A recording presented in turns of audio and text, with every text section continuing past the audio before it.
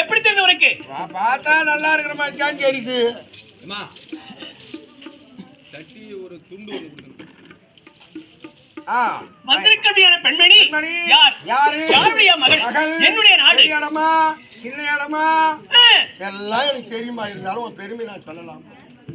நீயே சொல்லுமா. எங்களுடைய நாட்டின் பெருமை தானே எடுத்துரைக்க வேண்டும். அம்மா தாதி மாப்பாளோடு இருந்த நாடு, ஆனரங்கள் தாவுகின்ற இந்த ஜோறு, பத்து மரம் தேக்குகள் இருந்த நாடு, பறவைகள் ஒன்று கூடி வாடும் ஜோறு, ஓடைகளும் தடாக இருந்த நாடு, உருவத்தை பழிக்கின்ற மின்கள் ஜோறு, காடுகள் மலைகளை நிறைந்த நாடு, மிருகங்களும் ஒன்று கூடி வாடும் ஜோறு, நாட்டிலே நாடுபுறம் இருப்பு கோட்டை, நடுவாக சிவன் கோவில் அமைந்த நாடு, ஆறில் ஒரு கடன் வாங்கி எங்கள் தந்தை தன்னுயிர் போல் மண்ணுயிரை காத்துவாரார்.